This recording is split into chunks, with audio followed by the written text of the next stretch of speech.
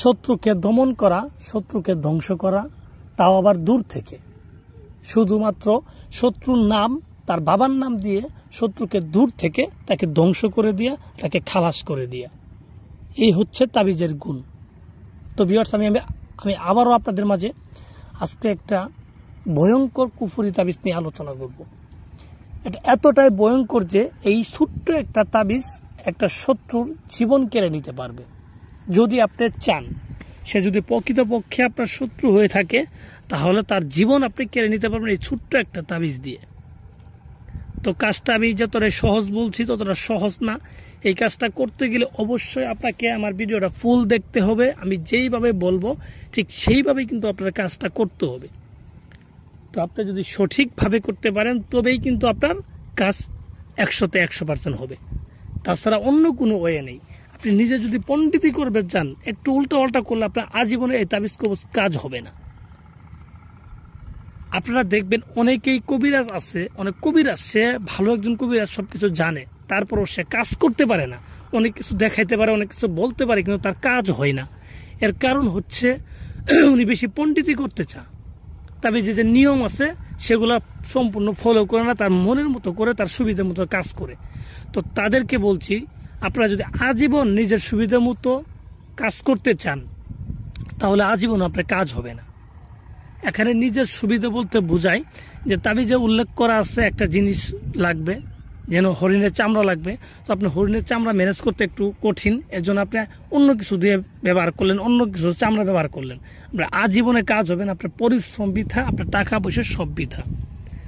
তাই জন্য বলবো, যে কোনো তাবিজ করার আগে তাবিজের ভেতরে যা বলবে, যাই দিয়ে তাবিজ লিখতে বলবে, যেভাবে হোক এগুলো ম্যানেজ করে ওইগুলা দিয়ে লিখবেন। আলাদাভাবে পণ্ডিতি করতে গেলে আজীবনও কখনো তাবিজ কবজে কাজ হবে না, এটা আমি গ্যারান্টি দিয়ে দিলাম। গুরু হিসেবে বললাম না, আপনাদের ভাই হিসেবেই বললাম। যারা আমার কবিরাজ ভাই আছেন, আজীবন কাজ করেন, কাজ হয় না, তাদেরকে বলছি তাবিজের সঠিক নিয়ম ফলো করেন, কাজ হবে 100-তে 100। তো যাই হোক, আমি কথা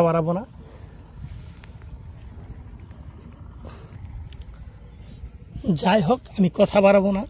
কিভাবে আপনারা এটা করলে 100-তে 100% কাজ হবে সেটাই আমি বলে দিচ্ছি। আপনারা আমার নিয়মটা ফলো করেন। তো যারা প্রকৃতপক্ষে বিপদগ্রস্ত আছেন, যারা প্রকৃতপক্ষে এটা করতে চান, তাদেরকে বলছি, যারা অসহায় হয়ে করতে চান তাদেরকে বলছি আমার ভিডিওটা ফুল দেখেন, আমার কথাগুলো শুনেন। প্রথমত তাবিজের ছকটা ভালোভাবে বুঝেন, কোন জায়গায় কি লেখা আছে।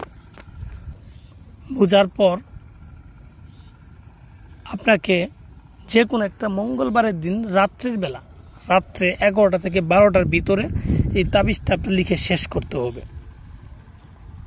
11টা থেকে 12টার ভিতরে তাবিজটা লিখে শেষ করতে হবে। এর জন্য যাইতে হবে যে কোনো একটা কবরস্থানে গিয়ে আপনি যে কোনো এক কোণে একটা আসন সাজাবেন, কালো কাপড় বিছাইয়া, সামনে আগরবাতি মোমবাতি এগুলা ধরাই নেবেন। ধরাই নেওয়ার পর আপনার যে তাবিজটা আছে সেই তাবিজটাকে আপনার বুঝপাতার উপর অঙ্কন করবেন, মেশক জাফরান এর সাথে কচুনা মিশ্রিত করি, কচুনার সাথে মেশক জাফরান মিশ্রিত করে কালিতে রূপান্তর করবেন। সেইটা দিয়ে আপনি বুঝপাতার উপরে 2টা তাবিজ অঙ্কন করবেন। আমি যেভাবে দেখাইছি ঠিক সেইভাবে আপনারা 2টা তাবিজ অঙ্কন করবেন। অঙ্কন করার পর তাবিজের নিচে যাকে ক্ষতিটা করতে চান, যে শত্রুকে ক্ষতি করতে চান, তার নাম এবং তার বাবার নাম লিখে দিবেন। সে যদি মেয়ে হয় তাহলে তার নাম, তার মায়ের নাম লিখে দিবেন। এইভাবে 2টা তাবিজে নামগুলো সঠিকভাবে লিখে দিবেন। লিখে দেওয়ার পর আপনি দেখবেন তাবিজের 4 কোণাতে একটু আতর লাগাই দিবেন। আতর লাগানোর পর 2টা তাবিজকে 2টা লোহার মাদুলিতে ভরে ফেলবেন। 2টা লোহার মাদুলিতে ভরার পর একটা তাবিজকে আপনি একটা জ্যান্ত শিং মাছের মাথায় বেঁধে দিবেন। জ্যান্ত শিং মাছের মাথায় বেঁধে দিয়ে সেটাকে নদীতে ছেড়ে দিবেন। আরেকটা তাবিজ যে আপনার কাছে থাকবে, সেই তাবিজটাকে আপনি যে কোনো একটা কুকুরও গলায় বেঁধে দিবেন। কুকুরও গলায় বাঁধবেন, এবং সে শত্রু যদি মেয়ে হয় তাহলে মাদি কুকুরের গলায় বাঁধবেন, আর শত্রু যদি ছেলে হয় তাহলে ছেলে কুকুরের গলায় বাঁধবেন। এইভাবে আপনাকে 2টা তাবিজের কাজ সম্পূর্ণ করবেন। করার পর আপনারা কোনো কিছু করতে হবে না, শুধু অপেক্ষা করবেন মাত্র 3টা দিনের জন্য।